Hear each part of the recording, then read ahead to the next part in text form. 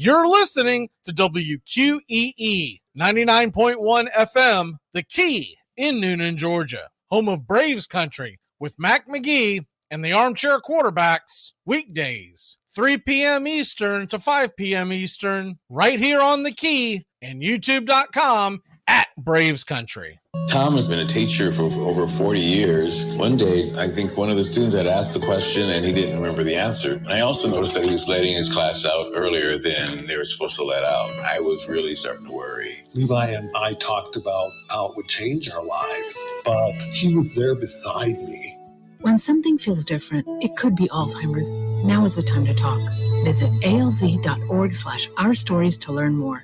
A message from the Alzheimer's Association and the Ad Council. Hey folks, this is Mark White with The Mark White Show, and you can tune into The Mark White Show every Saturday from 11 a.m. to 12 p.m. right here on Rock 99, WQEE The Key, the home of Southern sports and talk. Are you looking for a reliable dental practice that not only cares about your teeth, but is friendly to work with? How about one that offers great deals and new patient promotions? Well, your search is over. Most Valuable Smiles in downtown Eatonton, Georgia is committed to giving you the biggest and brightest smile. Right now, get a $99 new patient special, including x-rays and exam. Maybe you're looking for veneers. Most Valuable Smiles veneer special includes one free veneer with every 5 purchased. Or get that bright white smile you've always wanted by taking advantage of an exclusive $100 off Zoom whitening treatment when you book today. And don't forget that 2022 is almost over.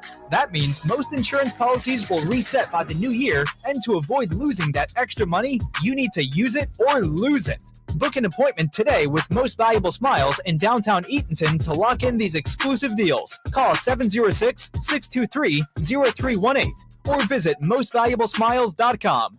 Enjoy sun-drenched days, epic stays, and plenty of room to roam in Greater Fort Lauderdale. Our hotels, attractions, and restaurants have taken the Visit Lauderdale's Safe and Clean pledge so you can relax and explore with confidence. When you're ready for that well-deserved staycation, our 23 miles of golden beaches await. Find wide-open spaces to hike, bike, kayak, and paddleboard. Visit your favorite attractions, then dine out in style in dining rooms or al fresco on waterfront patios. Learn more at sunny.org. It all starts with just one thing. When recycling, rinse out jars and cans, and avoid recycling wax paper or paper soiled with food. This will reduce recycling contamination. Find tips and more at onethingus.com. What's your one thing? Hey sports fans, The Key has a brand new show. Braves Country is coming your way weekdays 3 p.m. Eastern to 5 p.m. Eastern. Drive time on WQEE. Braves Country is a Southern sports talk show with Mac Magee and the Armchair Quarterbacks. We'll be talking the Atlanta Braves and Major League Baseball, along with everything important to sports fans in Braves Country. The SEC, ACC, Big Ten, and the National Football League, and the big sports news of the day. That's Braves Country with Mac Magee and the Armchair Quarterbacks. Weekdays, 3 p.m. to 5 p.m. right here on WQEE The Key, 99.1 FM, and simulcasting on youtube.com/@Braves Country.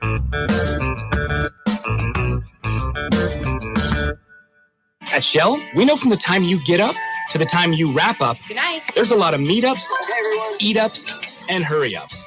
So come to Shell and get 3 things done at once. Fill up with Shell V-Power Nitro Plus to help keep your engine running like new. Save up with the Fuel Rewards program and never pay full price for gas again. And snack up with in-store rewards to save even more at the pump. Make the most of the stop you need to make with Shell and engines that continuously use Shell V-Power Nitro Plus premium gasoline. See full terms and conditions at fuelrewards.com. That's the sound of NyQuil Severe hard at work. NyQuil Severe is the best sleep with a cold medicine. No tossing and turning, just rest and recovery. So you're ready to take on tomorrow. For powerful relief of your worst cold and flu symptoms, try NyQuil Severe. The nighttime sniffling, sneezing, coughing, aching, stuffy head, best sleep with a cold medicine. Use as directed. Keep out of reach of children. Hey Braves fans, thank you for listening to Braves Country Baseball. Hi, I'm Mac Magee, and we are here to bring you play-by-play, pitch-by-pitch of your Atlanta Braves and bringing you spring training and 2 to 3 games a week all season long. Please like and subscribe today. Braves Country Baseball.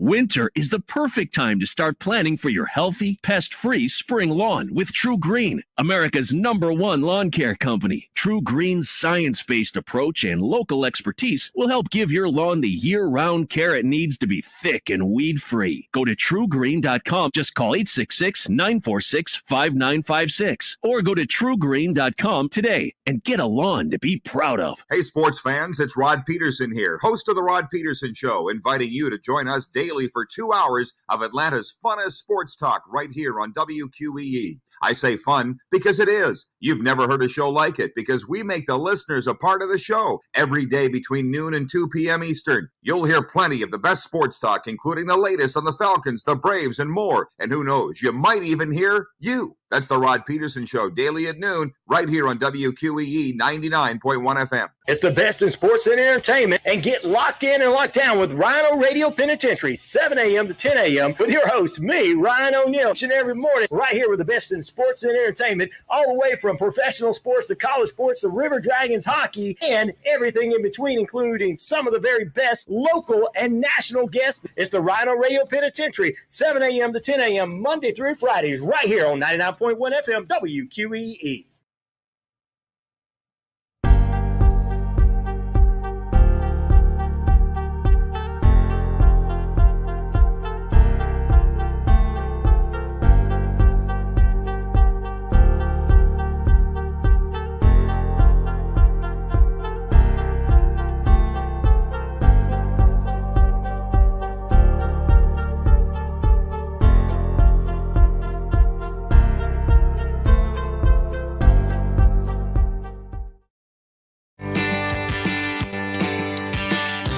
Hey, sports fans. Weekdays, 3 p.m. Eastern to 5 p.m. Eastern. Drive time on WQEE. Braves Country is a Southern sports talk show with Mac Magee and the Armchair Quarterbacks. That's Braves Country with Mac Magee and the Armchair Quarterbacks. Weekdays, 3 p.m. to 5 p.m. right here on WQEE 99.1 FM.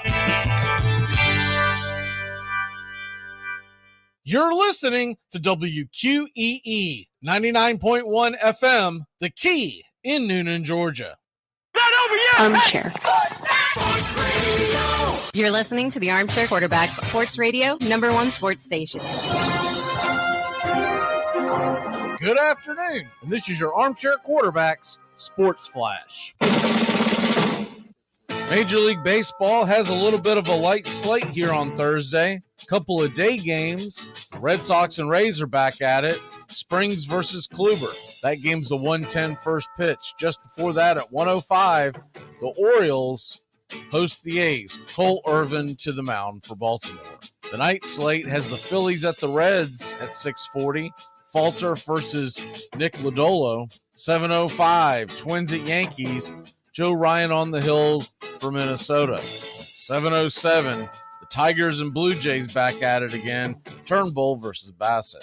The 7:45 first pitch in St. Louis. Cardinals will face the Pirates in a role reversal. St. Louis comes in with a losing record. Pittsburgh with a winning record.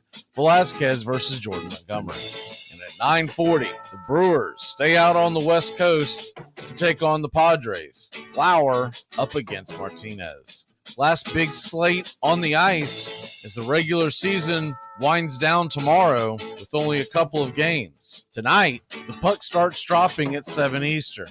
All games can be seen on the Plus. Early action has Bruins at Canadiens, Devils at the Capitals, Penguins at the Blue Jackets, and Maple Leafs at the Rangers. Senators travel to the Sabres. The Hurricanes battle the Panthers. And the Red Wings are in Tampa to face the Lightning. 8 o'clock Eastern, the Wild are at the Predators. The Blues at the Stars. At 8:30, Philadelphia Flyers at the Chicago Blackhawks. While at 9 in Edmonton, it's the Oilers versus Sharks. 10 Eastern, the Kings are at the Ducks, and the Canucks are at the Coyotes. The late drop, 10:30 Eastern, the Vegas Golden Knights head-to-head versus the Kraken. Major League Baseball umpire Larry Vanover remained hospitalized Thursday after being hit in the head with a relay throw during Wednesday's game between the New York Yankees and the Cleveland Guardians. Vanover was struck on the left side of his head in the 5th inning by a throw from Guardian All-Star Andres Jimenez. Vanover, 67 years old, was standing between second and the pitching mound when he got hit. Vanover was taken to the Cleveland Clinic where he was checked for a concussion and other medical issues. He was kept in the hospital overnight for observation, and there was no immediate word on when he'll be released. The Washington Commanders owners, Dan and Tanya Snyder, are near a deal to sell the NFL franchise. A group led by Josh Harris, co-owner of the Philadelphia 76ers and NHL New Jersey Devils, continues to be optimistic that it will get the team. The Canadian billionaire Steve Apostolos and his family are still in the mix. No deal has been signed, and any deal has to be submitted and approved by league owners. The first quarterback-specific helmet designed to help produce for use by the NFL and the NFLPA. The helmet manufacturer, Visus, says it reduces the severity of helmet-to-ground impacts, which league data says accounts for approximately over half of quarterback concussions. The helmet performs 7% better than most other popular helmets worn by quarterbacks last season. The league said in a memo sent to teams on Thursday, quote, "The unique thing is that it has a deformable outer shell, which means when you take impact in any location on that helmet, it will deform or basically dent in the location of the absorbed impact. What that means for us, we're looking to optimize it so that different types, different impacts, will be able to change unique locations to try to optimize the impact mitigation in one area," unquote. It's unknown how many quarterbacks will switch to the new quarterback-specific helmet.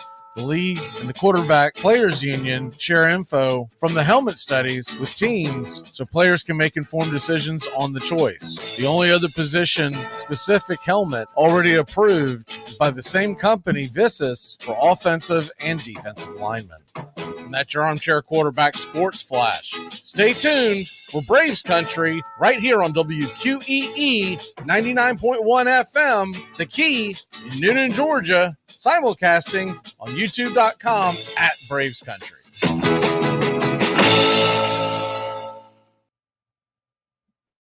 Armchair. There's something kind of about a kid that's never played baseball. We have been hoodwinked, bamboozled, and flat out deceived. Why did you get so drunk? You got drunk. I'm just really exhausted. What's in that cup? Almond Cokes. Do you have any idea how important this is? We're trying to save the pub. Really? This is what you're doing? This is what you're doing? Chief, what do you want to do tonight? The same thing we do every night. Try to take over the world. 106 miles to Chicago. We got a full tank of gas, half a pack of cigarettes. It's dark, and we're wearing sunglasses. Hit it. Armchair. YouTube Live. Radio station. The radio station you can call your own. Do you know what listeners like about our station? I like everything. It's always on my radio. We never stop the music, except for now, when I talk. You're listening to Braves Country with Mac McGee and the Armchair Quarterbacks. We're here live weekdays, 3 p.m. Eastern to 5 p.m. Eastern, WQEE 99.1 FM, The Key, and simulcasting on youtube.com/at Braves Country. Your first choice for Southern sports. Good afternoon, I'm Mac McGee, and I don't know much, but I know one thing. Braves have finally got a day off. Let's get caught up and see what's going on around the league.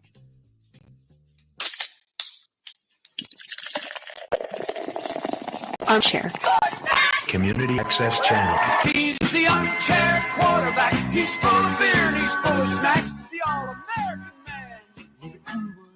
Yeah, the armchair. Hey, howdy, hi, and how the hell are you? I'm doing pretty darn good. The Braves go out and they sweep, in case you missed it. They sweep the Cincinnati Reds, all one-run games. Thanks for everyone that tuned in last night. We had a pretty good turnout again.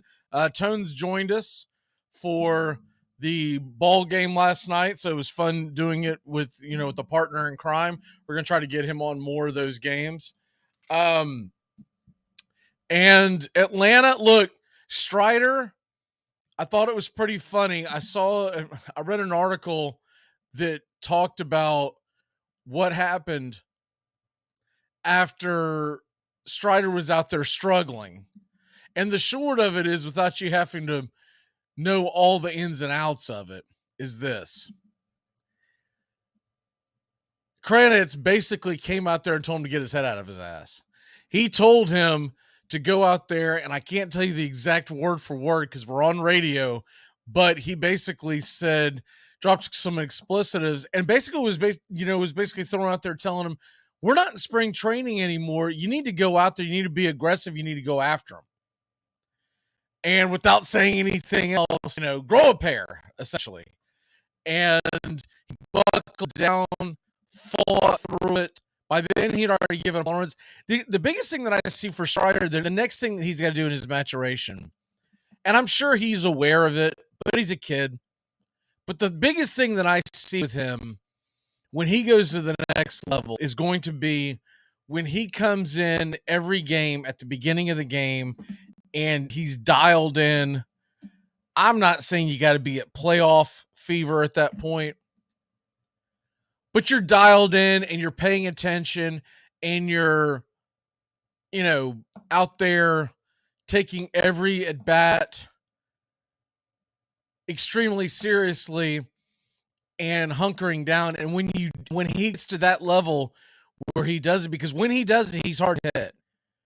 When he gets to that level where he's going in and he's focused, I guess would be the best term, on every single at bat, every single pitch, he's going to be hard to handle. He's thrown up in front of our eyes. You do see the scoreboard over my shoulder, and right before we came on air, I was like, we might have this a story finally. The Boston Red Sox are leading the Tampa Bay Rays, about to give them their first loss of the year. And then what happened? Bottom of the seventh, the Rays explode for 7 runs, and they are up on Boston now 8-3. And I'm not saying that Boston can't come back 6th inning, but considering that Tampa Bay bullpen and that Tampa Bay staff, it's highly unlikely. So they finally got to Kluber. They knocked him out. I've been watching a little bit of it as I was getting ready for the show, but looks like Tampa Bay is going to be undefeated going into the second weekend of the season. Put them at 12-0, and what a wild ride. And it's funny, if you remember, if you were here for the show on Monday, I was talking to Sarge, who's a big Red Sox fan. I was telling him, I didn't see a game that I would say that the Red Sox were necessarily favored in, but that they had to win game 1 because you're going to have your hands full. And we went through the litany of all the pitching matchups. I've just felt like that the Rays have the much better pitching matchups. And lo and behold, they lost that first game. I believe it was 1-0. I know it was a low scoring 1-run game. And then they've just gotten absolutely throttled the last several nights. And I mentioned it at the time, maybe it's 13-0. I got to double check this. What are the Tampa Bay Rays? What is their actual record right now? Okay, so it would be 13-0. Okay, they're 12-0 right now. And I remember mentioning to them at the time, I said, if they sweep you, they're going to be 13-0. You're going to be 5-8. You're going to be 8 games out of the East 2 weeks into the season. That's a problem. That's a big problem. I don't think Boston ever had a chance to win the AL East as it was, but you don't want to start your season off that way. I can tell you that. And so now Boston fans are basically looking at what's realistic anyways from the jump, and that's going to be, they're going to be chasing that wild card all summer. But they're going to be behind the 8 ball because at the end of today's game, and I'm just mentioning the teams that are in their division, not even counting the rest of the teams in the American League, but they're going to have 3 teams in front of them that aren't leading the division. And they will be at that point depending on what Baltimore does, anywhere between 3 to 4 games behind all the teams in front of them. And that is a tough way to get your season started. And we all know that the Braves had a terrible start last year, and then they ended up coming on. The difference between this Red Sox team and our Braves team from last year is that Braves team was loaded, and they had the pitching. And I just don't think Boston has the pitching. Kluber is a shadow of his former self. He's a solid contributor, but at this point, he's really a number 4 in most contender rotations. Maybe a 5. On his best days, a 3. But realistically, he's a 4. Chris Sale got bombed again last night. And they're paying him a boat ton, but I guarantee you there's a lot of Red Sox fans out there that are probably in the same boat as a lot of Braves fans are with Marcell Ozuna for different reasons. But I'm sure there's a lot of Red Sox fans out there that are like, what are we paying this guy for? Should we just swallow the contract and DFA him? He's got an 11.25 ERA to start the season. 11.25 ERA. Sale has 12 innings pitched in his 3 starts. So you're averaging going out there and giving your team with ace money in your pocket 4 innings and 5 runs your first 3 starts. He has struck out 19. That's the positive. But he's walked 7. He's given up 18 hits.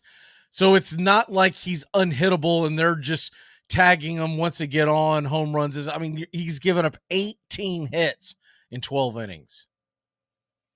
So enough with the Red Sox, but you can imagine what Red Sox fans are going through because that is, I mean, look, the Boston Red Sox are a blue blood of Major League Baseball. And simple fact of the matter is Major League Baseball is better when they're competitive. You don't have to pull for them to win, but it's better when they're competitive. I'm also a little disappointed because we have plans to go to the Boston Red Sox game in Fenway in July. And I'd like that game to be something that has some kind of a fever pitch to it. I would hope that the Red Sox just aren't totally out of it. We finally got our tickets 2 nights ago, so I know where we're sitting. It's over on the third base side, and looking forward to that. I've never been to Fenway. I've walked in there to take a tour. Long story short, they cut the tour short because the weather was so bad. So I've never realistically been to Fenway. I walked inside the gates and was out of there within about 30 minutes. So I'm looking forward to that.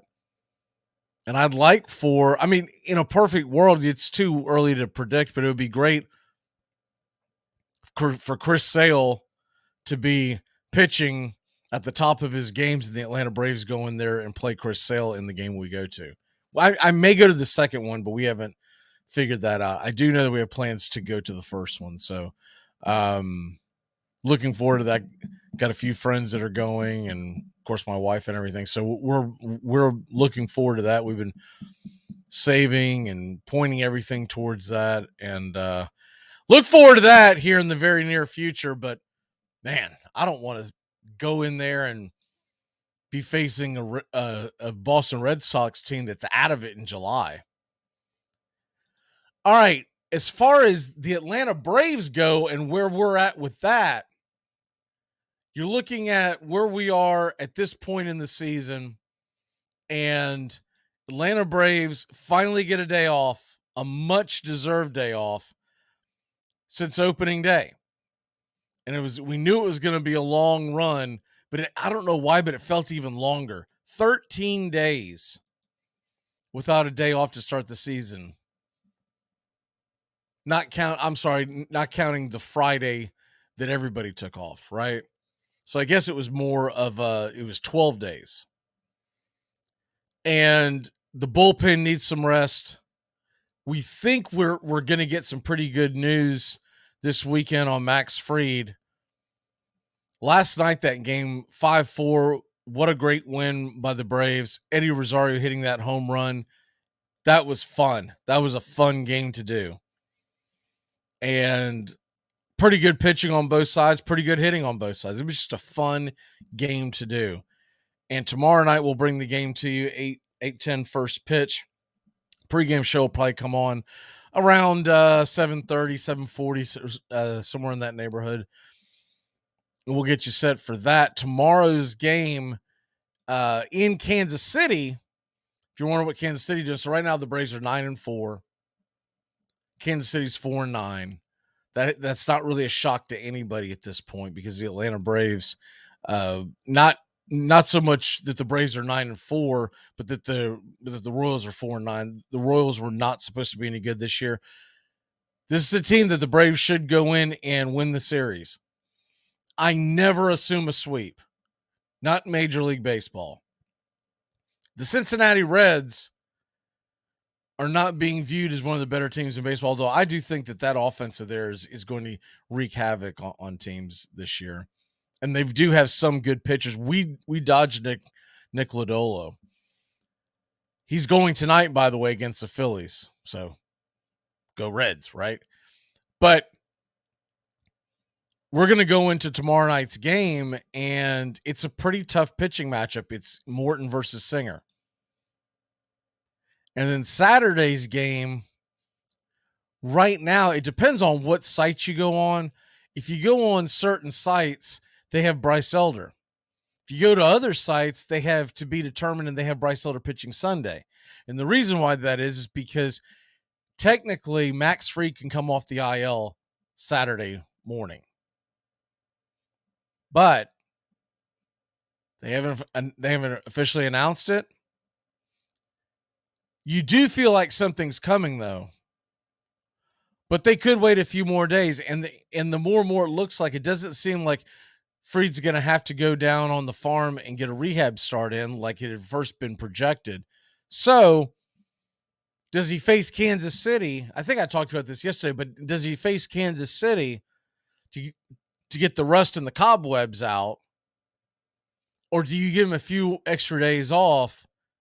If you do that, his first appearance would either be at San Diego or at Houston. Or, I'm sorry, at home against Houston next Friday night or Saturday night or however. So I'm in favor that if he's healthy and he's ready to go ahead and put him out there on Saturday, because even if he's a little rusty, I'd rather him go out there and work all the rust off against the Kansas City Royals offense. And they do have a couple of good players. We'll get into that tomorrow. But top to bottom, 1 through 9, Kansas City Royals is not an offense that scares anybody. But Brady Singer is going to be on the mound for the Royals tomorrow, and he is a very good starting pitcher. I'd say if you ask if the Braves made a trade and got Brady Singer on their roster right now today, where would he be sitting at? And this would be under the assumption that we're not losing one of our big starters. Where would Brady Singer be sitting in the Atlanta Braves rotation? I think he'd probably be the number 3 guy. It would be Fried, it would be Strider, and then it would be Singer. Now, he would be barely in front of Kyle Wright, because when Kyle Wright gets right, all puns intended here on Armchair Quarterback Radio, when Kyle Wright does get his act back together, and he's still working through, coming back from the injury, it's neck and neck. But that's how good Brady Singer is, and you might say, well, that's our number 3. So remember, Kyle Wright won 21 games last year. So he's got good stuff. All right, let's take a really quick break. I see Steven about to enter and join us. We're going to take a quick break. When we come back, Steven's joining us. We're going to talk some Major League Baseball. We got the NFL mock draft, the slow burn draft, all that and more. And we'll get you caught up on what's going on in Major League Baseball when we come back here on Braves Country HD, wherever you stream. Been all over the world, beat them all. And it's hard to believe, isn't it? Really hard to believe that so much man could be wrapped in such a good-looking package. Hey, sports fans, the Key has a brand new show. Braves Country is coming your way weekdays 3 p.m. Eastern to 5 p.m. Eastern. Drive time on WQEE. Braves Country is a Southern sports talk show with Magee and the Armchair quarterbacks. We'll be talking the Atlanta Braves and Major League Baseball, along with everything important to sports fans in Braves Country. The SEC, ACC, Big Ten, and the National Football League, and the big sports news of the day. That's Braves Country with Magee and the Armchair quarterbacks. Weekdays, 3 p.m. to 5 p.m. right here on WQEE, The Key, 99.1 FM, and simulcasting on youtube.com/@Braves Country.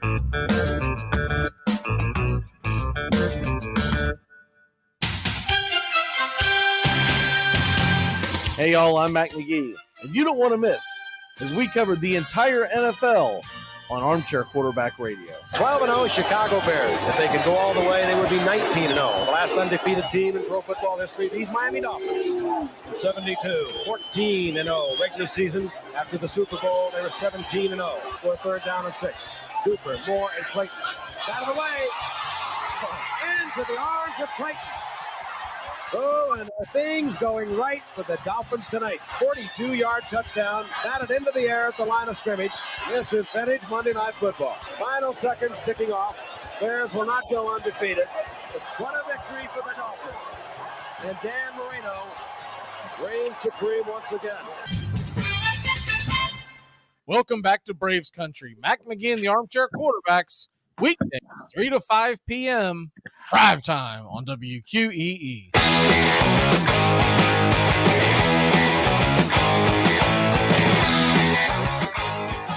Welcome back.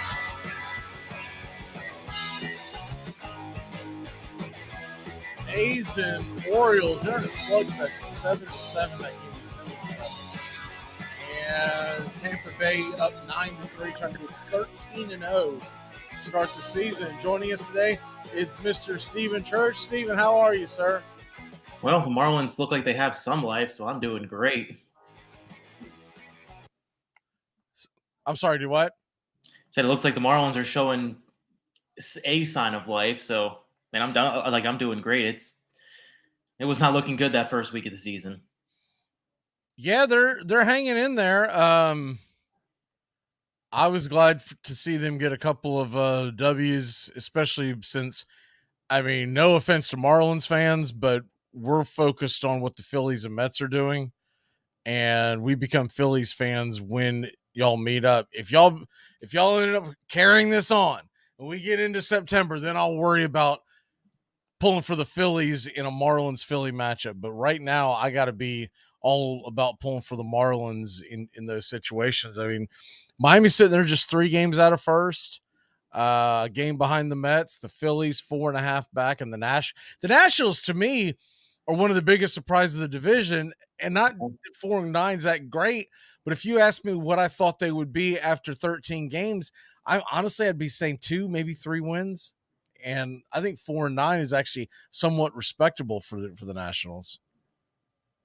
Yeah, I mean, 100%. I mean, like they've only got a negative 18 run differential, and I mean it's still one of the, it's definitely bottom of the league, but it's pretty consistent with that next tier of teams, and we all figured they were going to be bottom 2, if not the worst team with the A's.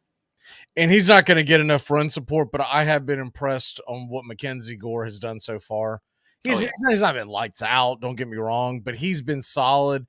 You put him out there, and you can expect about 4 to 5 solid innings, 3 runs maybe. He's not blowing anybody away, but I thought maybe they got taken in that trade because Gore had been so spotty before he got to Washington. But he's been a pleasant surprise, I think. Yeah, and I mean, that's kind of been a trend I've been seeing recently. Is there's a lot of these top prospects that really bust their first couple of years when they get to the majors, that first exposure, and it's not really until they're hitting 26, 27 to where they're you're starting to see why they were such a high prospect. And I'm starting to see that with Gore as well. Yeah, absolutely. if they've got a couple of young pieces there that if they can just kind of fine tune them, I guess would be the best word for it. But if you could get Josiah Gray and Mackenzie Gore going in the right direction, you've got some pieces to build something there. Yeah, no, I mean, like they've got some good prospects on that offense. I mean, C.J. Abrams is still super young, but he was top 10 prospect last year. Keibert Ruiz has been one of the best catching prospects past few years. They got Meneses. He showed a lot last year. He's doing good this year. Yeah, I mean, like they're still a ways away, but there is something to build around in Washington. Absolutely, and I'll tell you what, though. The Orioles in a 4-game series at home against Oakland, they won 2 of 3 so far. This is a game right here where the Orioles need to win. Yep. And I know it's early in the season, but man, you don't want to be splitting against the A's at home when you're talking about possibly making a run at the wild card. And it's not over, but the AL East is looking very, very difficult to win if you're not a Tampa Bay Ray, maybe the New York Yankees. When you get out to a 13-0 lead, I mean, you start making it where a 4 or 5 game losing streak 2 or 3 times this year is not going to be detrimental to you if you're trying to win the AL East. And I mean, the crazy thing, I mean, like what sucks for them is the Yankees and the Blue Jays have both started 8-4. So, I mean, it's still a relatively close division. Oh, yeah, absolutely. It's not like everyone in the division is doing what Boston's doing, right? So it's not like they have an 8-game lead. But even still, Toronto and New York are going to be looking up at the Rays for a hot minute because the one thing about the Rays with that pitching, they don't go into long slumps as it is. So that's and I'm pleasantly surprised with my Twins picks so far. They've looked pretty good, 8-4. What's the biggest surprise to you in Major League Baseball outside of your Marlins? I almost got to say it's the Diamondbacks right now sitting at 8-5. How about that? It's just, I don't know what's in the water out in Arizona, but I mean, I'm pretty sure no one would have had them leading that division or even being competitive. No, I had them right outside the wild card. I wanted to put them as my wild card dark horse, but I already did that with a couple of teams. I was like, you can't have your entire field of nothing but dark horses, right? I thought they would be better, and it's still early, but they have gone out, and I think one of the biggest things with the Diamondbacks is it seems like that they've actually got an offense this year. Yeah. Corbin Carroll's paying off big dividends for that team. McCarthy, you like what he's doing there, and I also feel like that they've got a couple of pitchers. Merrill Kelly's the first one that comes to mind that I don't think they get the recognition they probably deserve. Not anywhere near. I mean, what has Kelly been like 200 innings the past 2 years with a sub 3.5 ERA? Zach Gallen is looking like an ace this year. Gallen, yes. Gallen is very Robbie Ray-esque. Back when Robbie Ray won the Cy Young. You got Gallen. You got Kelly. They helped me win a parlay because I had I did a 4-team parlay on series divisions. Series wins, win a series at the beginning of the week, and the only one that didn't hit was the Giants, but they split the first 2. So last night I was able to hedge my bet and take the Dodgers on the money line. Okay, but I had Braves. I can't remember what the other team was. It was Braves. It was Diamondbacks. It was Giants, and there was another one.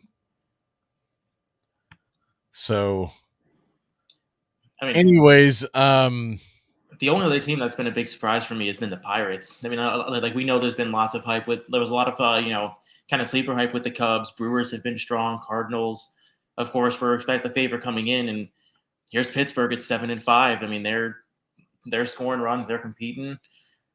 And they did lose O'Neal Cruz, so that is going to take a little bit of a sting out of them. But I mean, they've still been competitive after that. So I mean, I don't know how long it'll last, but right. And the thing, and the other thing I like about it too, if you're a Pirates fan, that division, I don't think anybody's going to run away and hide. And you're helped by the fact that the Cardinals have come stumbling out of the gate, right? Yep. So the number one team that I'm worried about getting on a hot winning streak is the Cardinals. If I'm a Pirates fan, and they're 5-7 to start the year, so Pittsburgh could be competitive. I don't know if they've got the guns to hang in all year. I'm looking more at the Cubs. Milwaukee is, man, if Milwaukee isn't Tampa Bay North, I don't know who is, because you look at them and you're like, I don't know how they're doing outside of their top two starting pitchers. Nothing really wows you, but it seems like that they bring guys in. Well, top three. What's that? I mean, like between Woodruff, Burns, and Peralta. I mean, like that's a pretty nasty top three. Yeah, well, Peralta though is on a bounce back year. He's, going into this year, people weren't expecting a whole lot from him. But outside of that, when you look at them, their biggest problem has been just what the Tampa Bay Rays have had an issue with over the years is scoring runs. A lot of that's got to do with the fact that if you don't spend money in free agency, usually the elite bats you're not going to have. If you have them, you don't have them for very long. Yep. But Milwaukee's leading that division, and that's without Contreras doing anything. Yeah, like they're leading that division on the back of Brian Anderson. Yeah, exactly. Like he, not just Anderson, but what was the kid? I'm Garrett Mitchell. Mitchell, yeah. The home run that he hit against the Mets, and I think they're going to be. They're probably going to be a team that's going to hover just over 500, and they're going to have a very good chance at the wild card. But also, if the Cardinals continue to stumble like this, they're all enthralled because Jordan Walker's on on this hitting streak, right? Mm-hmm. But getting one hit a game is not going to help you win ball games. So they've got to get their starting pitching figured out, because I think the Cubs are going to be very, very competitive. I'm assuming that Dansby Swanson's okay. I saw that he came out of the game a couple of nights ago, but I never saw an update on that. Oh, that wasn't anything with him. His wife had a pretty serious injury, and she went into surgery. Oh, wow. Okay. Yeah, that was just him going to support his wife. Okay.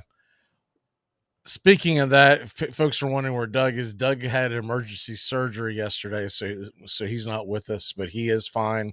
He's going to be okay, but he's just really sore. So we gave him the week off. I think he'll be back next week, but I'm not 100% on that. The other thing would be, to me, you see the Mets sitting there at 7-6. I don't think that's the end of the world. The Phillies are sitting there at 4-8. They're going to a 4-game series against a Reds team that I know they're 4-7, but they gave the Braves all they wanted all 3 of those games. Yeah. Lodolo is going on the mound tonight for the Reds. It's 4 games in Cincinnati. I think Cincinnati's got a very good chance to split that series with Philadelphia, if not even better. If the Phillies come out of there, we'll say 6-10, there's going to come a point where the Philly fan is going to start freaking out. Yeah. And I've got their future schedule pulled up. Philly goes to Cincinnati for 4, and then the White Sox for 3, and then they're home against Colorado. On paper, those are 3 very winnable series. But when Cincinnati's coming home after being swept by Atlanta, you kind of feel, or at least I figure, you've got a team that's got some talent at the top of that lineup you're kind of going into a hornet's nest, because that's the last thing you want to do is face a team that just got swept that can put runs on the board. Yep. I mean, like, at least they don't get to face Hunter Green this series. True, but they do have to face Lodolo. So, I mean, thankfully the Braves didn't have to face Lodolo, but Hunter Green, man, I'll tell you what, every time I see that kid, when he's not at home, he pitches so much better on the road. I am extremely impressed by him.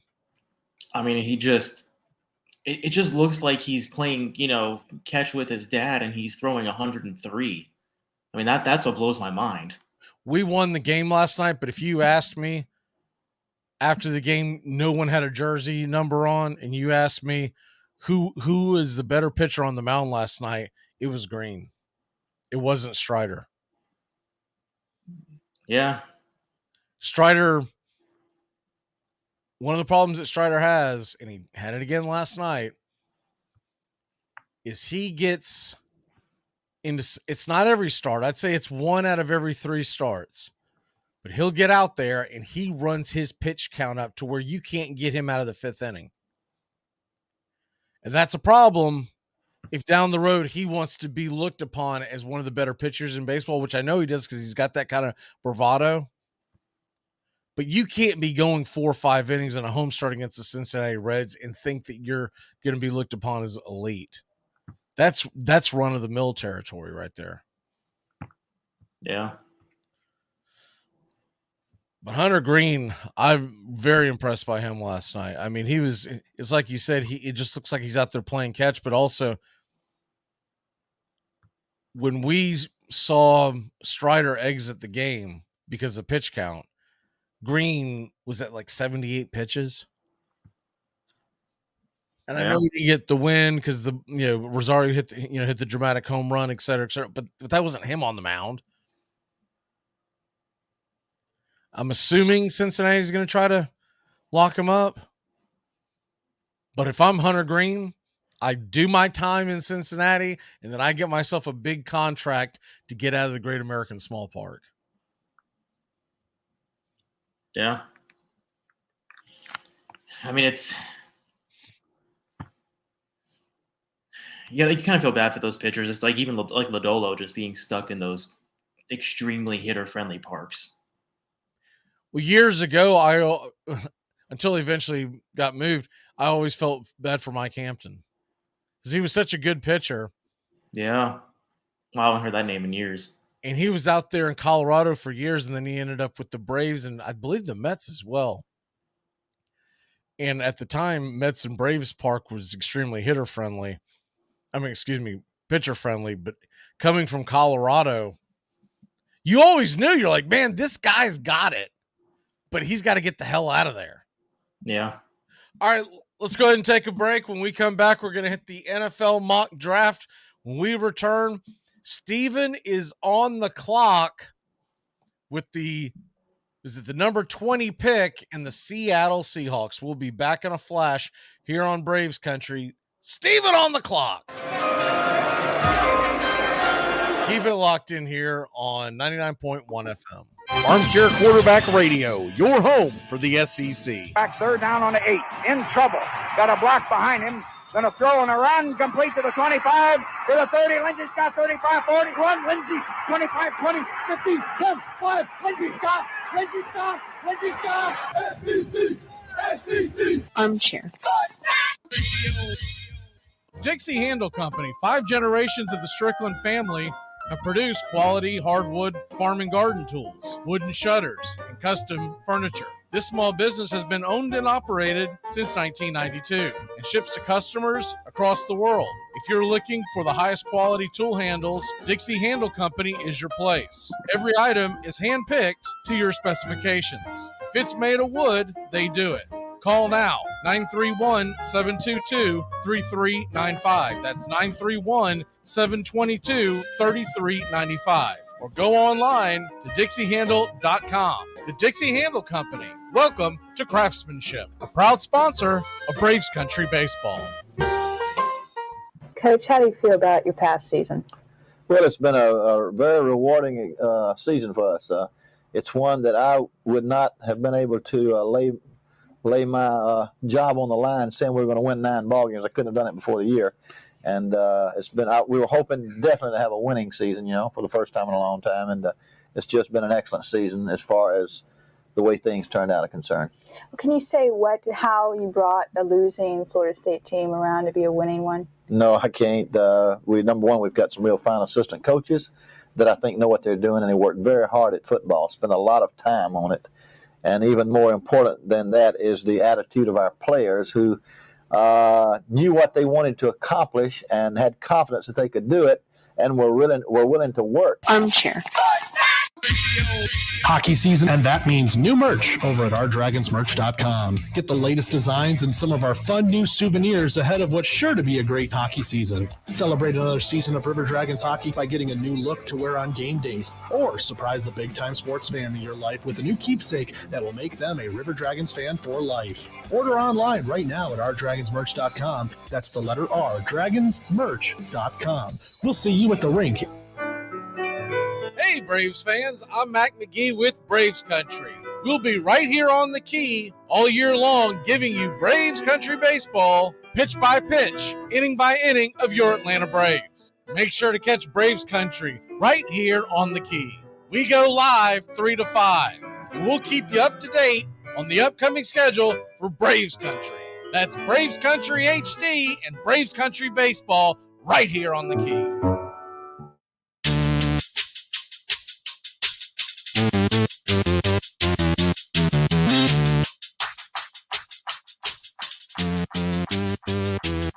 Welcome back.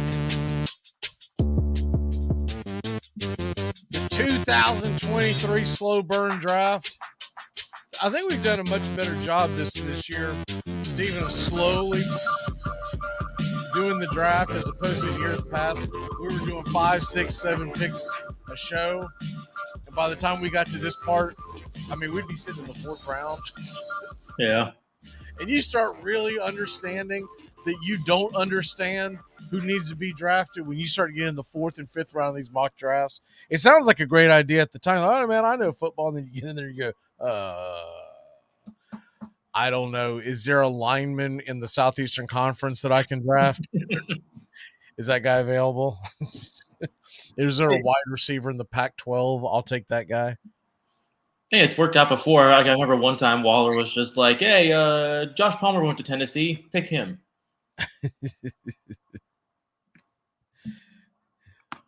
So it's official. We are 2 weeks away from the draft. Let me ask you something, because I heard someone bring this up the other morning on a different show.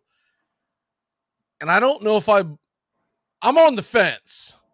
So convince me one way or the other. Does this draft have buzz like other drafts, or are you just kind of like, meh? Now, not you personally, because I know you're a Dolphins fan and they got their pick taken away, but I'm talking about just as a general NFL fan. Does this draft have the buzz for you, or was I listening to a couple of homers who because their teams draft way deep in the draft that they weren't hyped up for it? I mean, I don't know how you couldn't be excited about this draft. You've got, like at least just at the top, C.J. Stroud and Bryce Young, two of the better quarterback prospects we've seen in recent years. There are, how many, 3 to 4 teams at least in that top 10 looking for a quarterback. There's been trade talk galore about teams in that top 5 trying to move up, move down. That's like the NFL couldn't ask for more than that. Like there's so much intrigue. There's outside of those reports that Bryce Young's going to Carolina number 1. This is about as wide open as a draft as I can remember. Yeah. Did you see the rumor? Was it Mel Kiper? It was one of the big guys that he predicted in his newest mock draft that Tennessee trades up to the 3rd pick and grabs AR-15 out of Florida. I did not see that, but I don't know what to make of that. I'm like, okay, do I get excited or do I cringe? Go, uh-oh. Because he had flashes in college where you could convince me that he could be a top pick. But then there were other times when a few times, just the Florida State game specifically, there were times where he was on the field that I didn't feel like Florida State could stop him, and FSU had a decent defense this year. But then there were other times where he was literally skipping the ball across over to the sidelines, nowhere near his receiver. I don't know what to make of it. I mean, he's definitely a talented football player. A lot, like especially at the college level, I think what allowed him to succeed was how good he was with the ball in his hands, and just the sheer threat of what he could do running the ball opened up some passing lanes, and that it allowed him to still complete plays despite his limitations as a passer. I really think there's definitely a good chance for him to make it at the next level. He just really has to fall into the right situation where he can really learn the quarterback position. Because I mean, his flaws as a passer were you don't see those flaws from any of the other top prospects. That's what. But there's another thing that I think of too. I think he's the most talented of all the quarterbacks in the draft, because when you just look at his pure physicality, it's pretty impressive, right? So the other thing I think of, and this isn't just if you're a Titans GM, if you're the GM and you've got to pick up at the top, are you going to be kicking yourself in the rear because you didn't draft him? Because he doesn't give me the vibe like Trey Lance did. I never thought Trey Lance was going to live up to what what the hype was on him, because he didn't have hardly any experience playing the game of football in college. And I felt like that's sometimes an important thing is, I don't care how talented you are as an athlete, have you played the sport?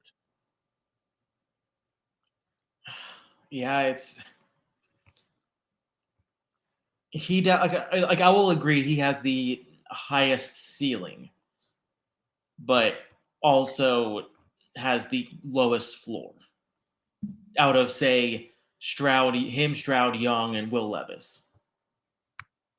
So you think he's got, okay, because for whatever reason, this is just a gut feeling with me, Will Levis to me feels like he has the lowest floor because he's not athletic. That I'm concerned that if he's not all what he lived up, and look, he really wasn't that good in a lot of games that he should have been. He should have been torching the Tennessee Volunteer defense. He didn't. There was a couple other games where I didn't feel like he showed up. I felt like he padded a lot of his stats the year before against some pretty bad defenses on his schedule. If you were picking, so the number 4 pick is what, the Colts, right? Yeah. And you had the Colts pick. Would you go Levis or would you go AR-15?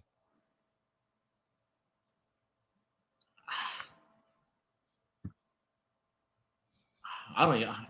See, I mean, I wouldn't even want to go one of them with that number 4 pick. I would try to go someone like a Jalen Carter. I'm like, that would be my preferred spot. Like, still have a range, but see, that I like, for me, after CJ Stroud and Bryce Young, it's a big drop off. So I guess I would have to go Richardson just because of that ceiling, but it feels like Malik Willis all over again. Oh, I hope it's not that bad. Oh no, I don't either. I mean, I think Richardson is better as a playmaker, but we saw how raw Willis was as a quarterback and how that really hindered what Tennessee could do on offense. But then again, we also saw him fall to the 3rd round too. Yeah. The other guy that I'm interested in, see where he ends up going. I think it was Todd McShay did a mock draft, and he's got like 6 quarterbacks going in the 1st round, which I think is just insane. But where does Hendon Hooker end up in all this? Because before the injury, you could have made the argument that he would have been the 2nd or 3rd quarterback off the board. I'm seeing a lot of connection to Baltimore with him as kind of like an insurance plan for Lamar.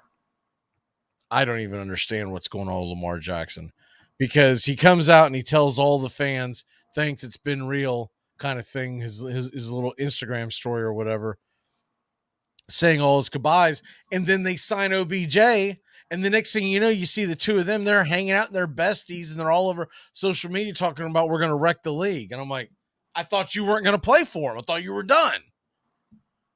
And and signing an old wide receiver to a 1-year deal is not the move that's going to put the Ravens over the top, anyways. Mm-hmm. That whole thing makes zero sense to me. All right, let's go ahead and get to the mock draft. You are on the clock with the Seattle Seahawks. Real quick before we hit this, go over the last 5 picks. I don't want to go through the whole thing. We're getting too deep into the draft to be able to go into the whole thing. But the last 5 picks of the draft, you had the Commanders drafting Deonte Banks, cornerback from Maryland. It is in the chat if you're watching on Braves Country HD. All the picks are in the chat.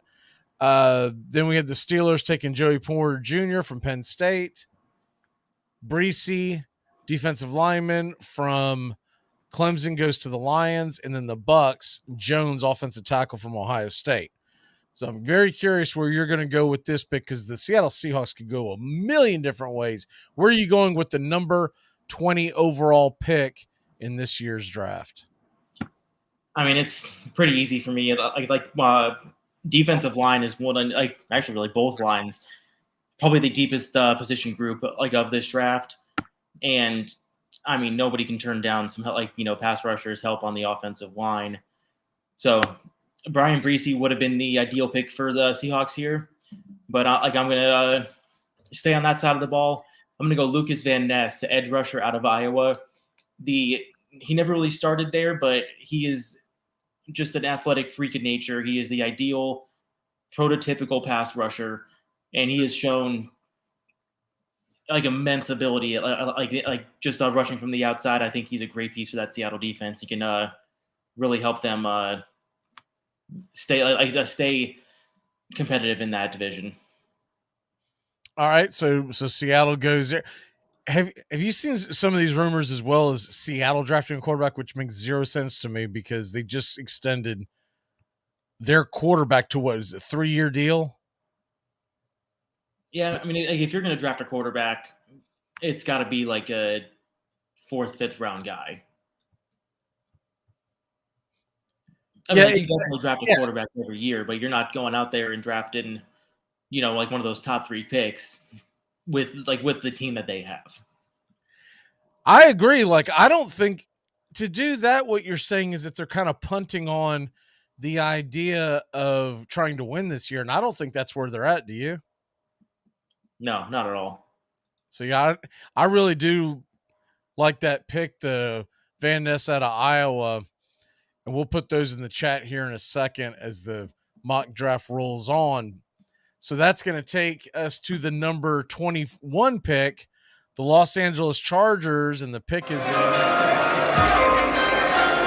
And make sure I've got the spelling right because I'm going to put them in the chat. I thought he might fall this far, but I wasn't 100% until we got to about midway through the draft because there were a couple of positions that I was a little concerned with that, the thing about, give you an idea of where I'm going with this. The biggest story that has come out of the Chargers camp all off season is that Austin Eckler wants out, right? And that he's ticked off because he's not getting the money that he wants, et cetera, et cetera. And so to me, there's only one running back that's worth a number 1 pick in this year's draft, and I'm going Bijan Robinson out of Texas to the LA Chargers. And the moment you said Austin Eckler, I'm like, oh, Bijan's going off the board. Nice. I just think it makes so much sense. And if you don't grab him then, with Baltimore being right behind you, Baltimore will draft a running back. They don't even think they need a quarterback. So Baltimore will just go out there and draft another running back and run the Wildcat. Yeah. So there you have that. You got Seattle and They went with Lucas Van Ness of Iowa and Bijan Robinson of Texas going to the LA Chargers. As we go to wind down here, hour number 1, Joey is on the way. By the way, that the A's Baltimore game is still tied. We're heading to there's one out in the 9th. And I believe it's official. I think the Rays are officially 13-0. They are. They won 9-3. They go to Toronto this weekend. Toronto's got to beat them, right? One game? Come on. Oh, especially with the like them unveiling like all the updates at the Rogers Center. Man, like it's been wild there this week. Like you got to imagine with the Rays coming into town, that is going to be a crazy atmosphere. Like if the Rays go in there and they sweep Toronto, I'm going and putting all my money on them to win the World Series. I know they faced Manoah, and that was the game on Sunday that I felt like that they had the best chance to lose in the near future. Now, look, we all know Major League Baseball, any pitcher can go out there and beat any team any day of the week. But when I looked at the matchup, Sunday, Alek Manoah is going to be on the hill. He's pitching pretty darn well. And it's like you said, the atmosphere that they have there, they've got to get at least one win. I'm betting them money line every single day, like all those games. See, this is how I get in trouble. Is they'll listen to you, and next thing you know, the Rays are going to be 20-0. And what is your walk-off, sir? Walk-off? I mean, I got a good slate of games tonight. One game is looking like free money to me. Reds are minus 127 favorites over the Phillies. Nick Lodolo starting against Bailey Falter for the Phillies. I think the Reds are going to come out on top there. All right. Well, we will see you next week, and we'll be a week away from the NFL draft. Cannot wait for that. Just a couple of weeks away. Keep it locked in here on The Key. We'll be back in a flash. Joey is on the way. You're listening to WQEE 99.1 FM, The Key in Noonan, Georgia. Armchair. You're listening to the Armchair Quarterback Sports Radio, #1 sports station. Good afternoon, and this is your Armchair Quarterbacks Sports Flash. Major League Baseball has a little bit of a light slate here on Thursday. Couple of day games. The Red Sox and Rays are back at it. Springs versus Kluber. That game's the 1:10 first pitch. Just before that at 1:05, the Orioles host the A's. Cole Irvin to the mound for Baltimore. The night slate has the Phillies at the Reds at 6:40. Falter versus Nick Lodolo. 7:05, Twins at Yankees. Joe Ryan on the hill for Minnesota. 7:07, the Tigers and Blue Jays back at it again. Turnbull versus Bassett. The 7:45 first pitch in St. Louis. Cardinals will face the Pirates in a role reversal. St. Louis comes in with a losing record. Pittsburgh with a winning record. Velasquez versus Jordan Montgomery. And at 9:40, the Brewers stay out on the West Coast to take on the Padres. Lauer up against Martinez. Last big slate on the ice as the regular season winds down tomorrow with only a couple of games. Tonight, the puck starts dropping at 7 Eastern. All games can be seen on the Plus. Early action has Bruins at Canadiens, Devils at the Capitals, Penguins at the Blue Jackets, and Maple Leafs at the Rangers. Senators travel to the Sabres. The Hurricanes battle the Panthers. And the Red Wings are in Tampa to face the Lightning. 8 o'clock Eastern, the Wild are at the Predators. The Blues at the Stars. At 8:30, Philadelphia Flyers at the Chicago Blackhawks. While at 9 in Edmonton, it's the Oilers versus Sharks. 10 Eastern, the Kings are at the Ducks, and the Canucks are at the Coyotes. The late drop, 10:30 Eastern, the Vegas Golden Knights head-to-head versus the Kraken. Major League Baseball umpire Larry Vanover remained hospitalized Thursday after being hit in the head with a relay throw during Wednesday's game between the New York Yankees and the Cleveland Guardians. Vanover was struck on the left side of his head in the 5th inning by a throw from Guardian All-Star Andres Jimenez. Vanover, 67 years old, was standing between second and the pitching mound when he got hit. Vanover was taken to the Cleveland Clinic where he was checked for a concussion and other medical issues. He was kept in the hospital overnight for observation, and there was no immediate word on when he'll be released.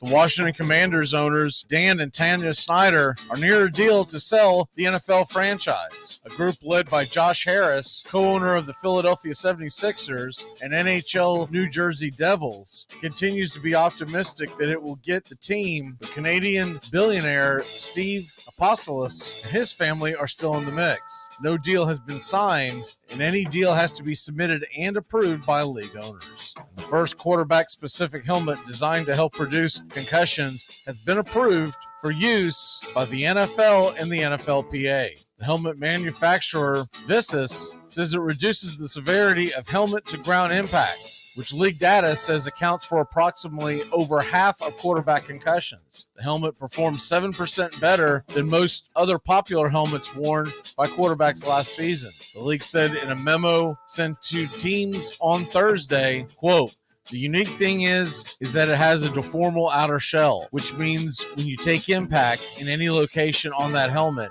it will deform or basically dent in the location of the absorbed impact." What that means for us, we're looking to optimize it so that different types, different impacts will be able to change unique locations to try to optimize the impact mitigation in one area, unquote. It's unknown how many quarterbacks will switch to the new quarterback-specific helmet. The league and the quarterback players union share info from the helmet studies with teams so players can make informed decisions on the choice. The only other position-specific helmet already approved is by the same company, Visus, for offensive and defensive linemen. And that's your Armchair Quarterback Sports Flash. Stay tuned for Braves Country right here on WQEE 99.1 FM, The Key in Noonan, Georgia, simulcasting on YouTube.com at Braves Country. It's the best in sports and entertainment, and get locked in and locked down with Rhino Radio Penitentiary, 7 a.m. to 10 a.m. with your host, me, Ryan O'Neill, each and every morning, right here with the best in sports and entertainment, all the way from professional sports to college sports to River Dragons hockey and everything in between, including some of the very best local and national guests. It's the Rhino Radio Penitentiary, 7 a.m. to 10 a.m. Monday through Fridays, right here on 99.1 FM WQEE. Hey, Braves Country. Braves Country HD is bringing you Braves Country Baseball. Braves Country comes to you every Tuesday night and Friday night, and 2 bonus games every week. Hi, I'm Mac McGee, and we'll be bringing you play-by-play, pitch-by-pitch of your Atlanta Braves. It's free to listen. Please like and subscribe. YouTube.com/@Braves Country. Braves Country Baseball for the fans, by the fans. Or you think you're tough picking on an old man? Maybe you'd like to try taking on somebody your own age. You got any kids?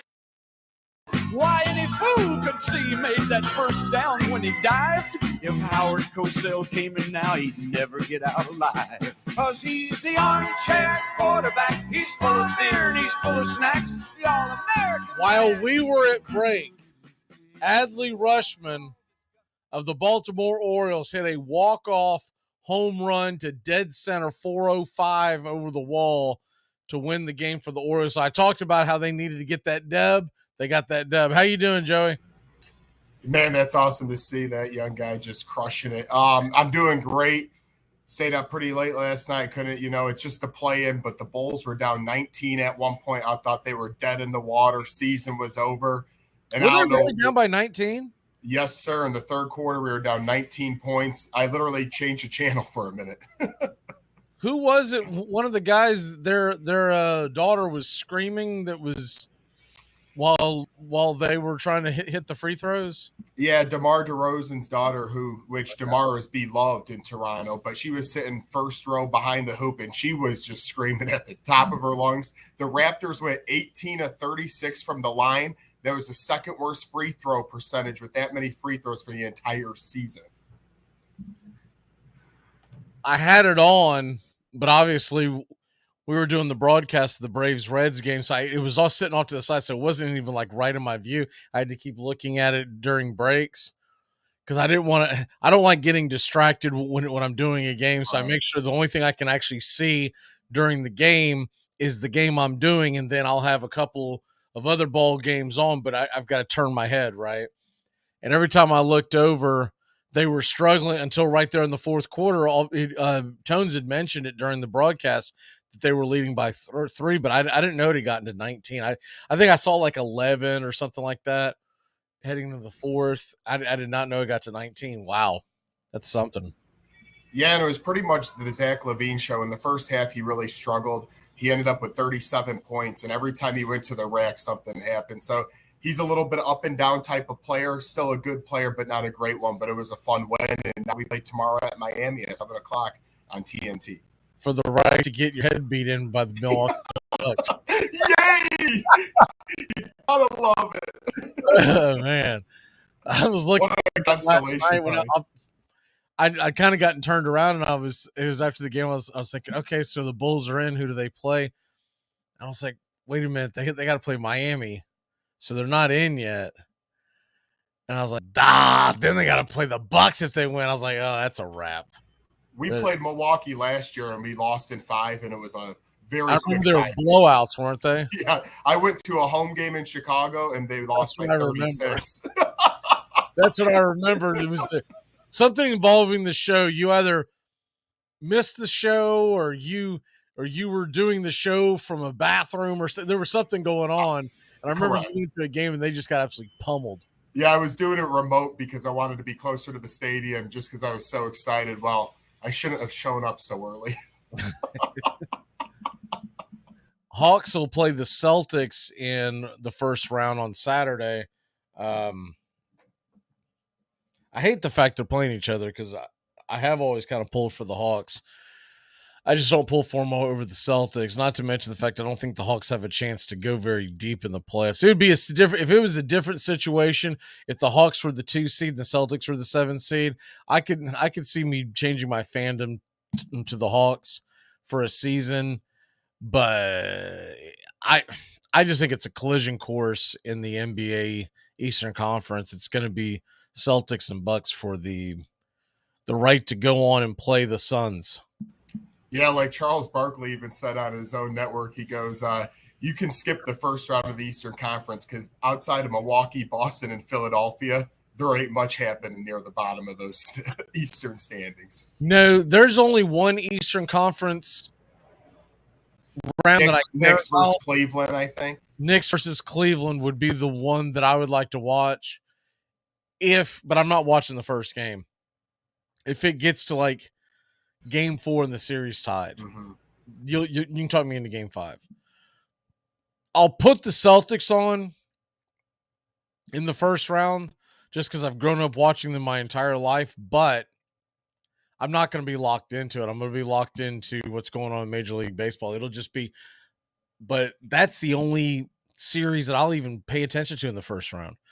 I'll catch the highlights, but I'm not locking in. And the only other one that I can see over in the West that would be interesting is I would like to see what the Clippers can do against the Suns. I don't really feel like other than that we're going to get a huge upset. The only other, I agree with you completely on Clippers Suns just because of the star power in that game, and both teams are healthy, obviously, in the late addition of Westbrook. The only other series, just because, even though I'm not a LeBron fan, but Lakers versus Grizzlies, I am intrigued by because the Lakers roster isn't that bad on paper. They made a trade with the Timberwolves late in the year that, to me, helped them out, gain more depth in the lineup. And LeBron James is 38. He's not getting any younger. So I'm going to keep an eye on that one. I think it could get to 6 or 7 games. I still think Memphis wins, but I won't be surprised if that goes the distance. From what I saw the other night, yeah, true. I think the Lakers look old. I think LeBron looks really old. And yeah, they beat Minnesota, but my God, Minnesota's missing 2 of their guys. And they barely got it. And they nearly beat them anyways. I just think the Grizzlies are going to thump them.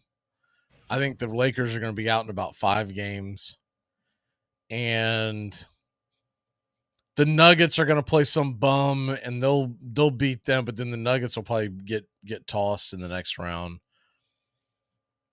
Maybe one other series that could have my interest would be that Warriors-Kings series. You know, you kind of figure the Warriors have the upper hand. They're the champion. They're, you know, to be the man, you got to beat the man, all that stuff. But it would be fun to see the Kings take out the Warriors. Yeah, it's fresh blood in that series. And, you know, obviously with the in-state stuff, you should get some packed houses with some wild crowds. So I'm intrigued by that, as Warriors are the lower seed. A lot of people probably would think, if they haven't watched much this year, that they were the higher seed and the Kings were the low seed. Not the case. Sabonis was a huge move for them last year, and it's been paying off big dividends. That opening game, by the way, and it's in Sacramento. It's a pick 'em. Ooh. Pick 'em. Ain't that something? I haven't looked at I guess maybe I should pull that up right now. That would be an interesting thing to see, is what are the series odds right now in the NBA going in? See which ones they actually have. I'd be willing to bet that the without saying it yet, I bet you pretty good chance that the Warriors are a decided favorite in that series. Wouldn't you think? Yeah, I mean, at the end of the day, as fun as the story has been for the Kings, I just think that the Warriors, obviously, with their playoff pedigree and them getting healthy at the right time, I just don't see how the Kings really will be able to sustain a 7-game series. They might win the first one in Sacramento. I'm not saying they can't do anything like that, but I think they'll probably lose a series in 6 games. Okay, here we go. I found the NBA series props. I'm not going to put it on the screen because the site I use, it's not very, it doesn't look good on the screen. I've tried it before. It's very, it's almost like I've opened up somebody's WordPad from late 90s and opened it up on the screen. Okay. 76ers, by the way, minus 900 against the Nets. Oh, my goodness. Celtics minus 1,300 on the Hawks. The Knicks and Cavs series. Here's an interesting one. Minus 200 Cavs, plus 170 the Knicks. Who do you like there? I like the Knicks. They've been playing pretty well, but what concerns me is they have a couple of injuries, and you don't know who's going to be available. That's the only thing that concerns me. But they've almost been playing better without Randall. They play more upbeat. So it's going to be such a good series, I think. I agree. I wish I could find a line that says, betting, how many games will it go, right? Because I think that series goes 6 or 7 easy. Yeah, and I'm just going to slightly lean Knicks with you as well. I think, the Knicks team, they're plus 70. Yeah, led by Thibodeau. The defense should be better. And Brunson, man, that was huge. So I like what the Cavs have done, but they have a lot of fresh blood in the playoffs. I think the Knicks will get it in 7. I got your answer. The Warriors are a minus 270. Wow. They don't even have the home court advantage. That tells you right there. The Kings are getting 0 respect. Plus 230. I'll tell you someone else not getting any respect. Now this one intrigues me. The Grizzlies are only a minus 140 against the Lakers. It's the 2 versus the 7 seed. Memphis has the home court advantage. That one intrigues me. I think part of that, and I know it sounds probably a little bit stupid, but a lot of people are down on this Memphis roster. They don't like what they've been through this year. And the Lakers with LeBron, everyone always kind of kisses up to them. So maybe that it looks so old, man. Like in that game the other night, they didn't put him in in the fourth quarter in a game that they needed to win to get into the playoffs. I get it. They could have lost it and still played Friday night or whatever. But they left him out. If there was like 6-7 minutes left in the fourth quarter before they brought him back in, and he was sitting over there just watching. And then when he came in, he was old man in it. He was just chucking it. He threw a wild pass into AD. Then if AD was 19 feet tall, there's no way that pass gets completed. I do remember that one. And I'm sitting there going, and a few times when LeBron back in his day would put his shoulder down and go to the hoop, he's stopping and just flipping. And I'm not talking about a good shot. He's just flipping a shot up there. I think he's done. He wants to make it to play with his kid, as we all know, but that would take, 3 more seasons or 2? It's something like that. I think it's 2 more. Yeah, he'd be 40 I'm not saying he can't play in the NBA. But you mean statistically it would be a drop-off. He's not the guy anymore. Right, correct. I think he's done, man. He's 38, and it's an old 38. He's got a lot of wear and tear on that body. So, he needs to get on the Tom Brady plan. He might need maybe it's too late to switch over. That Grizzly price really intrigues me, minus 140. It's like you said, they're just sucking up to the Lakers and LeBron, but right. Suns are a minus 470. See, and honestly, I would like to add one thing about that. I'm not going to say I'm high on the Clippers to go to the championship, but if you're like any underdog and you want some good odds, I would be all over the Clippers. I just think they could potentially make a couple of series wins. I'm not saying they will beat the Suns, but I like that money odds right there. Here's a crazy bet. You want to hear a crazy bet? Hit me. If you parlay the Clippers and Knicks right now, $100 to win $1,169. Ooh. And I don't think that's out of the realm of possibility. Clippers and Knicks.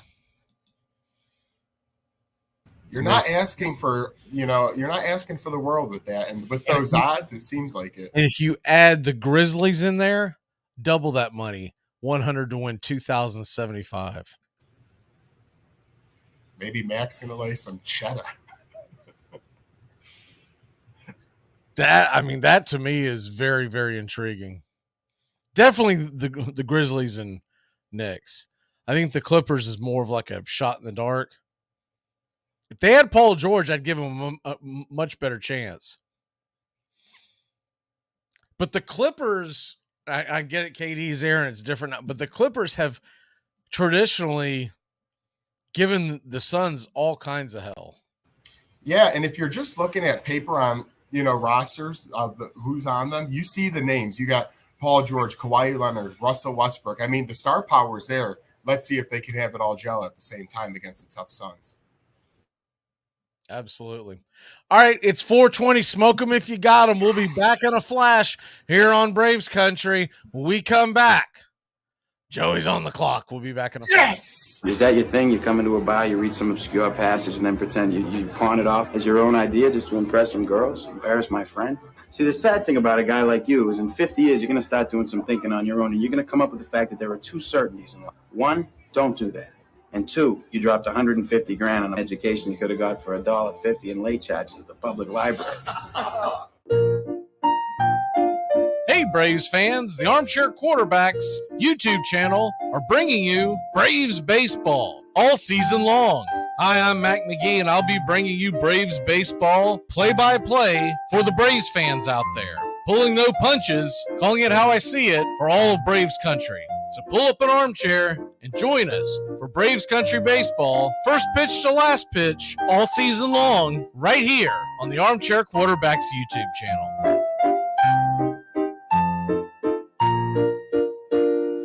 We live in a world now that welcomes and nurtures the screwball in all of us. Hey, it's a new decade, people. Time to get a little nutty. Treat yourself to Screwball Peanut Butter Whiskey, a smooth flavor that combines two of America's favorites, peanut butter and American whiskey. So no more social awkwardness. Time to embrace who you truly are. Get out there and make friends. And be sure it starts with Screwball Peanut Butter Whiskey. It's available nearly everywhere. Learn more at screwballwhiskey.com. Infinium Spirits. Please enjoy responsibly. Dixie Handle Company, 5 generations of the Strickland family have produced quality hardwood farm and garden tools, wooden shutters, and custom furniture. This small business has been owned and operated since 1992 and ships to customers across the world. If you're looking for the highest quality tool handles, Dixie Handle Company is your place. Every item is hand-picked to your specifications. If it's made of wood, they do it. Call now, 931-722-3395. That's 931-722-3395. Or go online to DixieHandle.com. The Dixie Handle Company. Welcome to Craftsmanship, a proud sponsor of Braves Country Baseball. Super Bowl IV, Lenny Dawson's Chiefs crushed the Minnesota Vikings in what was the AFL's final game. As the decade ended, the two leagues merged, but the AFL's place in history was secure. The biggest thing in the 1960s is the impact of the American Football League. The American Football League opened up the game. They threw the ball all over the place. They brought on all these gimmicks. And the most significant thing was beyond the American Football League, but part of it was the beginning of the Super Bowl. Football's most prestigious game and America's greatest sporting spectacle truly owes a small debt of gratitude to the Renegade League that was a sensation in the 60s. The Renegade League, known as the AFL. Armchair. We were fired exactly the same day. A man stood across from me and he said to Clint, "You talk too slow and you've got this chip on your tooth, which you refuse to get fixed, and your Adam's apple sticks out. I mean, it sticks way out here. It's ridiculous. It's terrible." So I said, "I'm sorry, we have to let you go." And I said, "Excuse me, sir, well, what is it that I do bad?" He said, you can't act." Adam's apple.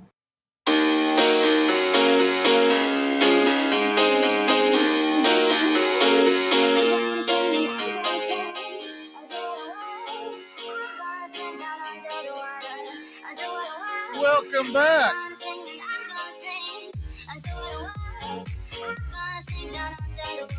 Joe, I got this app. Counts down.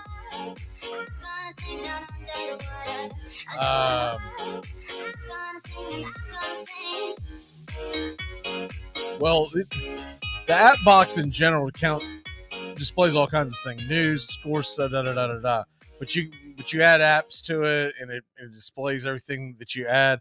And one of the things that it displays is a countdown clock.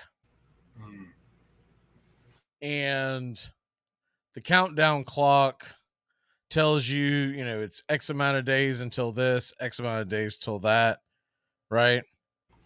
Correct. And I just put in the information of where we are going to Boston to catch Braves Red Sox. And it is starting tomorrow, so it'll be officially 100 days until we make that trip. They'll be here before you know it. Oh, yeah. It's going to fly by. That's going to be awesome, though. Obviously, you don't know who's going to pitch yet, but that just in Fenway with a good Braves team, that's going to be one heck of an outing for you. Yeah, that's going to be a heck of an out because I talked about it in the first hour, but my only concern is, what if the Red Sox stink? And I really want to see, two teams going at it. In a perfect world, Chris Sale will pitch for the Red Sox. Because my wife is friends with his sister. But it's way too far in advance to know. Hey, if they stink, you'll probably get a better ticket price and maybe get some better seats. If he stinks bad enough, he may be in the Atlanta bullpen. He's been bad. Adam Schefter's reporting, by the way, that the Washington football team is being sold for $6.05 billion. And it's the same guy that owns the 76ers and one of the hockey teams, but it's not the Flyers. Is it the Devils? I can't remember. I know he owns the 76ers and he owns a hockey team along with other folks. And there was a Canadian businessman that was wanting to buy him, but I guess this guy came in with the right asking price. And the other thing would be, I mean, obviously they're going to have to get the approved votes by the league, but other than that, it looks like it's a done deal. Good riddance, Dan Snyder. I don't see anybody voting against that, mainly because if you own a team in the National Football League, don't you want a team to sell for $6 billion? So when you go to sell your team, you're like, well, we know what the floor is, what you got. I was going to say, you know what the basement seller price is now. Because Denver sold, is it last year or the year before, and it was $4.5 billion, and everyone thought that was extraordinary. Yeah, and it's like I liked everything Denver does better than Washington. Can you imagine when Jerry Jones finally kicks and they sell that team? Maybe $12 billion. I don't know. It's gonna be crazy. I mean, that's if they sell it tomorrow. There's no telling what the Dallas Cowboys will be worth. Let's say he lives another 10, 15 years, right? And though he won't be as involved at that point, let's say that happens. So let's say it's 20 years from now that the Dallas Cowboys get sold. That's going to be a pretty penny. I want to know who buys that one. Maybe Jeff Bezos.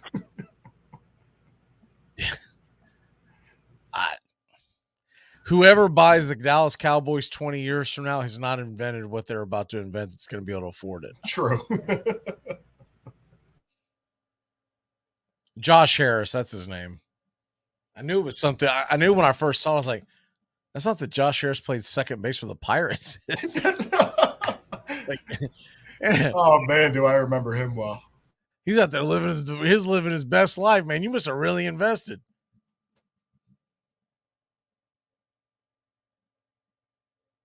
Trying to read the tea leaves. Anyways, we move on. So speaking of the National Football League, the Commanders have been sold. You know, the biggest thing I want to see is that are they going to keep that dopey name? What would it be then? 3 changes in like 4 seasons? Wow. If I bought it, I would go back to Washington Football Team. If I bought it yesterday, I would go back to Washington Football Team. Because they're not going to let you put it back to Redskins. That thing's gone. And we can have a long debate on whether or not that was right or that was not right. But the thing is, they're not going to let you change it back to Redskins. Right. But I would have kept it a Washington Football Team because I thought it made them unique. I liked it. Yeah, at first I thought it was dopey. And then after like a couple of months, I was like, this thing's kind of wearing on me. And then they changed it to Commanders. Like the dumbest possible name you could come up with for a team that's in Washington, D.C., that someone can shorten the name to Commies. I mean, as soon as they named them the Commanders, Twitter was calling them the Commies like within 30 seconds. The Commander Commies led by Carson Wentz. Yeah, the Washington, D.C. Commies. Did no one think this out before they started? Do you not spitball anymore? Were they doing all this via Zoom so no one was paying attention? Who got the shortest straw? All right. Joey. Woo-hoo. Stepping up with the Baltimore Ravens, the number 22 pick in this year's NFL slow burn mock draft. Yeah, and listen, the Ravens are obviously going through a decent amount right now with Lamar Jackson. We know he's 26 years old. We know he's been an MVP. But at the same time, the last 2 seasons, he's played half of his games. And in December, he's 0 out of his last 10 playing football games. What good is that when you can't play down the stretch? I truly believe they like Lamar Jackson and everything like that. They don't want to fully let him go, but they also don't want to give him the big, big, big bag. So what better time to prepare on a cheap rookie deal than drafting Will Levis out of Kentucky for the Baltimore Ravens? You'd get him to be able to back up for a couple of years, even if you wanted to, if you want to go that route with Lamar. But at the same time, you know that Lamar Jackson has that injury history, like I said. So to me, Will Levis out of Kentucky, the quarterback, I know his stats weren't as great last year. They dipped off, but that wasn't all on him either. I think they try to develop this guy and get him ready just in case Lamar goes south anytime in the next couple of seasons. All right, so Will Levis goes off the board.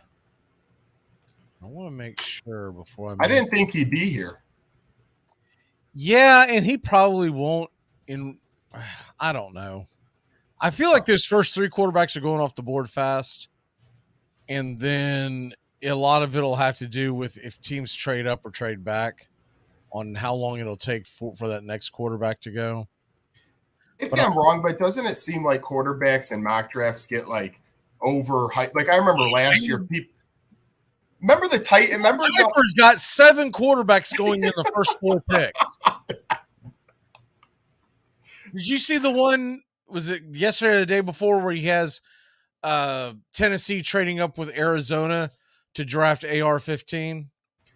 Yeah, and then he had us taking like a Georgia D tackle in Indy when we need a quarterback for years. I was like, what's going on? Exactly. My head exploded. If Tennessee trades up to the number 3 pick to grab a quarterback, that doesn't mean that Indianapolis has figured out the quarterback situation. Exactly. The only way around that would be to get on the horn and go, Baltimore, want to trade. Got to do it now. Let's go. Lamar Jackson to the Colts. And I am praying, like you see. I don't think they would do that, but me either. But one thing, that is interesting since you brought up, like, and a lot of people have Adam Schefter, his BS report that 6 teams are interested to try to get it to move the needle. I want a choice of at least 2 options at quarterback at number 4. So whoever trades up to number 3, you have to think they're guaranteed taking a quarterback, right? Or do you think maybe Will Anderson, the best defensive player, is an option at number 3 for someone that trades up? Like, it's an interesting dilemma especially for the Cardinals, who might be able to get a nice package. Yeah, like, would you want the Titans to trade up to 3, or is it a waste this year to do that? Depending on who's sitting there. I wouldn't want it for Will Levis. I just don't think he's top 3. It's one thing if you're already sitting there at 3rd or 4th and you draft Levis. It's another thing when you have to give up a lot of capital to get him. Correct. The way I look at it is this, and maybe this is just the Tennessee vibe, but let's say you have Stroud, Young, Richardson, and Levis all go in the top 5. And you're Tennessee and you're sitting down there at number 11. Is it really the end of the world to go ahead and wait later in the draft, either A, with the 11th pick, because I think he would be there, or B, possibly even in the 2nd round? What about Hendon Hooker out of Tennessee? You can let him get healthy because you still, regardless, no matter how you look at it, Ryan Tannehill is going to be your quarterback in 2023. It's interesting you say that. I was close to picking Hendon Hooker for Baltimore, but the reason I didn't is because of his injury, and Lamar's already a banged-up quarterback. But I was very close because if you look at the statistics and you take the injury out, I know you can't take injuries away, but let's say you're just looking at the statistics. In 2 seasons, this guy threw like 60 touchdowns and 5 interceptions. I know he's 25 years old, but if you let him get healthy with Ryan Tannehill playing quarterback next year, you could have your 5-year quarterback on that rookie deal balling out in 2 seasons. That's why I'm saying it makes a lot of sense for a team like the Titans to grab him. Now I'm with you. Baltimore, no. Because you got to have someone who can play this year at some point. Yep. Unless you're just absolutely going to tank.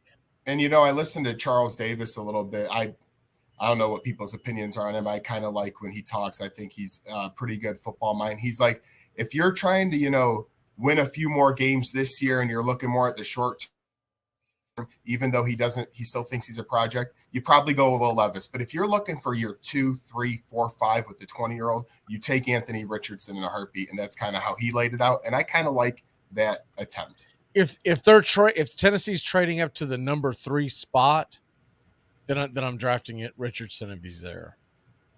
Absolutely. Because you're giving up a lot of capital, and I'm going for the ceiling. Yep. Right? I'm going for the top ceiling. But are they going to draft another quarterback in back-to-back years who's considered a project? And that's the $1 million question. So I wouldn't hate that because I know Malik Willis. You can't underutilize any draft pick, but at the end of the day, he wasn't a first round pick. So if it doesn't work out, I don't want to say big deal, but hey, you draft another one, then you have a couple of options. You can never have enough young rookie quarterbacks on these cheap deals. One of them's going to pan out. One of them probably would not. Absolutely. All right.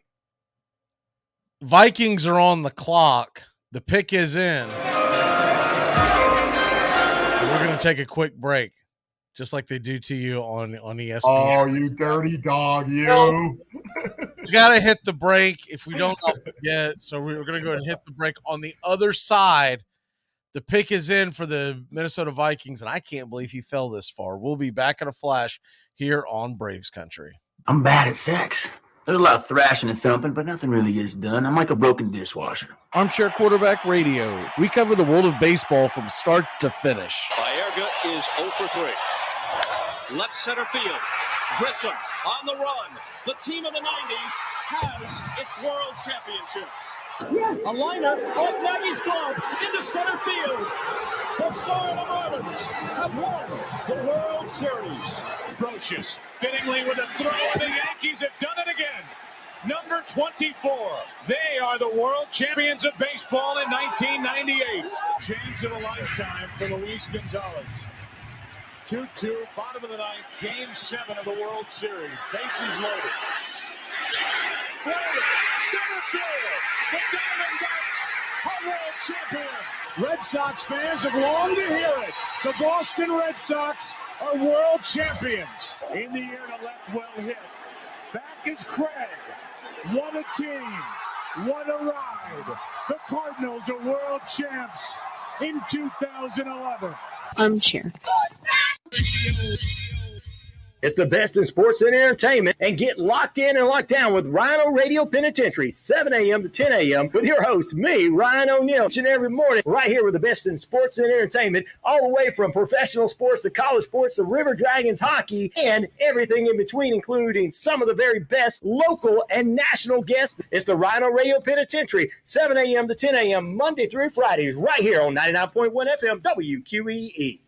Take the scenic route in the new Hyundai Santa Fe, the family SUV with available H-Track all-wheel drive to help you travel way off the beaten path. Find new adventures together in the Hyundai Santa Fe.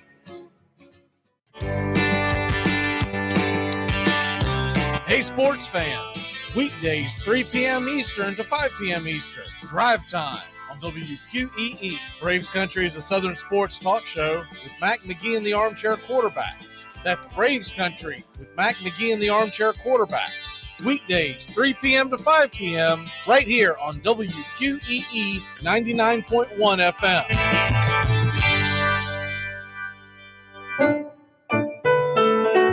Hey, Braves Country. Braves Country HD is bringing you Braves Country Baseball. Braves Country comes to you every Tuesday night and Friday night and 2 bonus games every week. Hi, I'm Mac Magee. We'll be bringing you play-by-play, pitch-by-pitch of your Atlanta Braves. It's free to listen. Please like and subscribe. YouTube.com/@Braves Country. Braves Country Baseball for the fans, by the fans.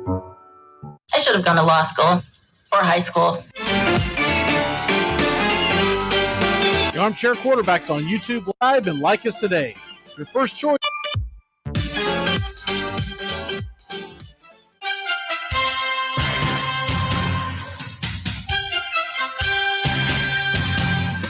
Stay locked in on Armchair Quarterbacks Radio, always just moments away from the big play. Here's Cunningham, dodges left, and puts it way downfield for Fred Barnett, who has the catch, and the race is on. There are no flags, a 95-yard touchdown. The ball just over the goal line of the Cowboys. Dorsett, single setback. Big opening for Tony Dorsett. Look out, he's got great speed. 99 yards and a half. Dorsett down the sideline. Stays in bounds. Can you believe that? 99.5-yard run, I think, is the longest run in the history of the league. Here's Cunningham back to throw it and going deep, and he's got Moss, and there's a flag on the play, and Moss has caught the pass and is in the end zone anyway. Touchdown. Just throw it as far as you can. Randy Moss is amazing. Randall Cunningham is amazing. It all starts with just one thing. When recycling, rinse out jars and cans, and avoid recycling wax paper or paper soiled with food. Two buttons playing at the same time. I don't know what happened there. Welcome back. They were on two different screens. I was trying to find the first one. I was like, I don't know where that thing is. I need two more electrical devices in here so I can get a full-blown forest fire going. All right. Let's get NFL slow burn mock draft, and the pick is in for the Minnesota Vikings. And for you old heads that remember, no, they did not let the clock expire. They did actually get the pick in. That happened 2 years in a row for the Vikings. 2 years. Unbelievable. They got skipped over because they didn't get to pick him. So, the Vikings, to me, are missing something to take that offense to the next level. They just kicked Thielen to the curb. We all know Justin Jefferson's elite. This guy's too good. He's fallen too far for me to go past him. And I had a couple others that I had earmarked for the Vikings in this wide receiver class, which is a pretty good class. But I can't believe Quentin Johnson from TCU is still there. 6'3". Some of them have him at 6'4", 215 pounds, and can flat out fly. TCU wide receiver Quentin Johnson goes to the Minnesota Vikings. He doesn't have to change his wardrobe. He'll go from wearing purple in college to wearing purple in the National Football League. What an easy transition. So there you have that. So if you're just joining us, Lucas Van Ness out of Iowa. He goes to the Seattle Seahawks. That was drafted by Texas T. And then I took Bijan Robinson for the Texas Longhorns running back. Joey grabbed Will Levis, quarterback of Kentucky, to the Baltimore Ravens to replace one Lamar Jackson. And the Vikings, I took Quentin Johnson, wide receiver, TCU, guy who can. If you have to deal with Quentin Johnson and Justin Jefferson and Dalvin Cook and they went and they got Hawkinson, right? Good luck. Yeah. They might not stop a nosebleed, but they'll score 50. And I still think Cousins has a couple of good years left. Absolutely. You know, he was so good this year. You want them to start addressing the league's worst defense, but if Quentin Johnson's there, a great defense is a very good offense. So, you know, the other team's got to keep up if you keep scoring. So you can score 40, but we're gonna score 50. That's how we roll. So there you have that. All right, let's go ahead and get into some Major League Baseball. As a bunch of games are about to start, get you caught up on. See, it's still dumbfounds. I know we talked about this earlier in the week, but there's no NBA game tonight. They missed it. They should have done one game tonight, one tomorrow. Yeah. Or have them both tonight. Thursday night is a much better night. for television. And then you would give everyone a day off going into the weekend. Friday night, you think anyone's watching Thunder Timberwolves Friday night? Come on. I'll tell you what, with the weather we got over here in Chicago, people rather be on patios with a nice cold beer ski instead of sitting inside watching the NBA play-in. Right. And it's going to be 7 and 9:30. You could have done both games around 7, 8 o'clock. Anyways, no basketball tonight. You do have some hockey, but most things are. I'm ready for the hockey playoffs to start now. Mm-hmm. I've been over the regular season for a hot minute, but the schedule's starting to. The playoffs are starting to unfold, and my Islanders got in. They won last night, and they got some help, so they are in the playoffs. So now I'm intrigued.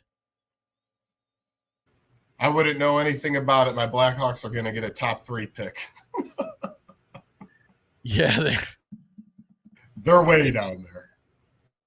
So for you to watch NHL, it's got to be the Blackhawks? Well, I mean, I watch any playoff hockey, but one team I will be rooting for, because Patrick Kane went there, is the Rangers. I usually, stay away from the New York teams, but with Patrick Kane there at 35 years old, I would like to see him succeed. I'll be watching. I love the playoffs. I think I forget his name off the top of my head, but one of the football announcer, I like what he does also. Kenny Albert, I love what he does for hockey as well. It looks like, wait a minute, is that right? I believe that we have 1, 2, 3, 4, 8. 1, 2, 3, 4. Yeah, all the playoff teams have been figured out in both conferences. So they do have a few games tonight, and I think they've got 2 tomorrow night, something like that. But they're all meaningless. And then they're going to take the weekend off, and I think it's Monday that the Stanley Cup playoffs are going to begin. Yeah, and to me, the big question there is not, again, I'm not a hockey expert, but you just look at the standings, anybody could figure out who's going to be able to beat the Boston Bruins. I almost set a record in wins. They were 64 wins, 12 losses, 133 points. It's going to be interesting to see who will knock them off. Now that maybe that is the only thing that's still left in the balance. Let me see who plays tonight. The Florida Panthers play the Hurricanes tonight. That could have some seeding implications because Carolina, New Jersey only travels them by a half. And in terms of the Florida Panthers, they're tied with the Islanders at the same record. Right. The Islanders have one more point. Yep. And I believe last night's game with the Islanders, I think that was their last game. So the Islanders are sitting around watching. If Florida wins, they would leapfrog, and the Islanders would have to play the Bruins. If the Panthers lose, Panthers will play the Bruins, is what it looks like. Try to stay away from the Bruins. So there's still some intrigue, but realistically, we're waiting for Monday for it all to start. All right, let's move on to games that actually matter. Major League Baseball. There's only a handful of games tonight. It's not like your normal slate, but that's pretty typical on Thursdays. Another reason why the NBA should be playing tonight. Like, what are they doing? Come on, man. God bless. I don't know if they made some kind of deal with the NHL and they thought these games in the NHL would mean more, but there's nothing really to tune in to the NHL tonight for except for what we just mentioned. All right. So you got 1, 2, 3, you got 5 games tonight. The best one of the bunch has got to be Brewers Padres. Padres minus 155 on the money line. Nick Martinez. Brewers still haven't named a starter. It's getting kind of late in the day not to have a starter. I know somebody, I think lower just went on the IL for them. They just had one of their main pitchers go down, so maybe they're scrambling a little bit. Woodruff went on the IL. Oh, that was it. Sorry. I thought I saw that they had an actual pitcher named. Let me go to this other site to see. Let me go to the dark web. Yeah, because the 4-letter word has undecided. Right. Let me see what they have over here. Oh, chomp. Viruses now. I think these might be Friday games. It's Thursday game. They don't have it listed, so they must have had to change their. Because there's a show that I watch in the mornings that guy gives you his picks, and he goes over the starting pitchers. And he had a starting pitcher. I can't remember who it was for Milwaukee, but that must have been scratched. So, anyways, we're down to essentially 4 games to talk about now tonight. You got the Phillies at the Reds. Steven took that as his lock. I've already taken that personally. I like that game a lot as a lock. I'm sorry. Who did Steven take? I'm sorry. Cincy. Okay. At home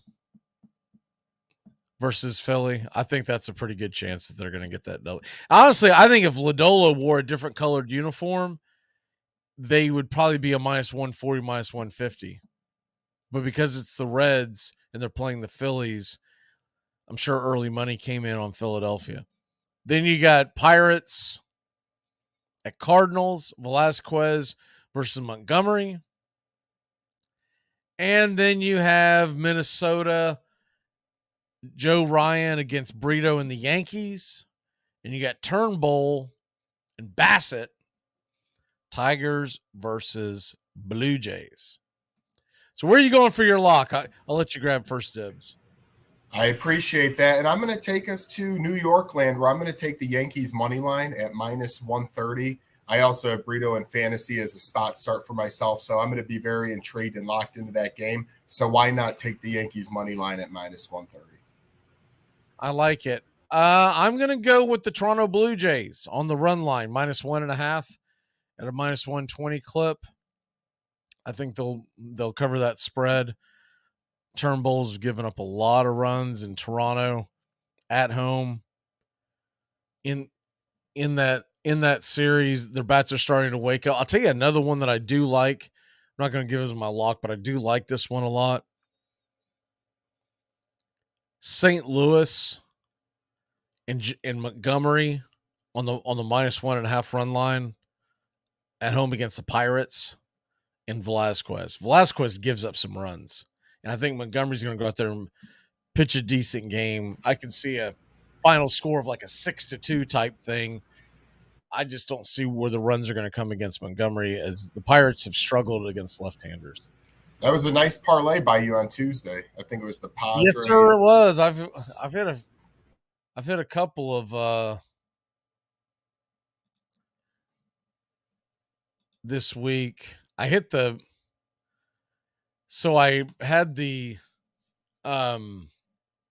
one for the 4 series that I picked. And I finally remembered who it was. It was Baltimore. So I had Baltimore, Atlanta, Arizona, and the Dodgers. I'm sorry, the Giants win the series. Got to late last night, and I hedged my bet and took the Dodgers on the money line. So the Dodgers ended up coming back and winning. But because I knew I was going to win X amount one way or the other, I was up 3 units off of that. So that was a nice little get. And doing pretty well with my... I was trying to communicate with Robert. He asked about the Braves pitcher tonight. Well, no pitcher tonight. We're off. Yeah, I put that in the chat. Yeah, we go tomorrow night, 8:10 first pitch. We'll have the call here. Tomorrow night it's going to be Morton versus Singer. And then Saturday, right now they're saying it's going to be Elder, but Max Fried is eligible to come off the IL on Saturday. Very good chance Max Fried is going to take the ball Saturday afternoon at 4:10. We'll have that games. We're doing a Friday night and a Saturday afternoon game. Saturday afternoon game will be here on WQEE. 4:10 first pitch will come on at 4 o'clock. Get you set. The pregame show will probably come on a little earlier on Braves Country HD. You usually start that up around 3:45. We are coming up on time. What is your walk-off for the day, sir? Yeah, a little sentimental here. Mr. Jonathan Taze has played 15 seasons for the Chicago Blackhawks over the last year, struggling. Ever since he had COVID, he's never really been able to fully recover. They said they are not bringing him back, and he's probably going to retire. This will be his last game tonight in a Chicago Blackhawk uniform on their home ice. A lot of people will be there. They're going to give him a tribute during the third period. And it's like when you lose that type of player, we lost Kane already this year. It's truly the end of an era in Chicago for this Blackhawks team. And God bless Jonathan Taze and everything he's done for us. My walk-off for the day is we wish Doug the best of luck. He had emergency surgery. Won't get into everything because that's his business. But he's doing well. He's just a little sore, and he's got some other things he's got to get looked at for the doc. So hopefully he's back next week. If not, we'll keep the seat warm here for him. But we just wish him well. I contend that he did that on purpose because the Braves swept his Reds. I think he intentionally hurt himself, went to the hospital, so he didn't talk about it. That's my contention, as I know he'll probably watch this here at some point. All right, keep it locked in here on the Key, as we got a full slate here tonight. Tomorrow we'll be back 3 to 5. We go live, and then of course we're doing Friday night's game. We're doing Saturday afternoon's game this weekend, and we always have it up on the screen as we're coming and going in case people can't remember when we're on. For all the guys and gals behind Armchair Quarterback Radio, Braves Country HD, have a great day. Oh, and Tone's great job last night if you were watching. All right, keep it locked in here. We shall see ya. Goodbye, sweetheart. Well, it's time to go. We're back tomorrow with another show. Well, unless we're fired, we'll talk to you then. Goodbye, sweetheart. Goodbye. Goodbye. Guys and gals, it's time to go. We'll see you on the next show. Same bat time, same bat channel. Thanks for listening to Braves Country with Mac Magee and the Armchair Quarterbacks on 99.1 FM WQEE, The Key in Noonan, Georgia, and simulcasting on youtube.com/@Braves Country. Braves Country comes your way weekdays, 3 p.m. Eastern to 5 p.m. Eastern. Please follow, like, and subscribe today. Armchair Quarterback Radio, your first choice for Southern sports. Something of the 5th of September. Something of the 5th of September. She said a lot that I can't remember. Something of the 5th. Can I get another cigarette, please? Can I get another cigarette, please? Yeah, I know I live to regret it. Just give me another cigarette, please.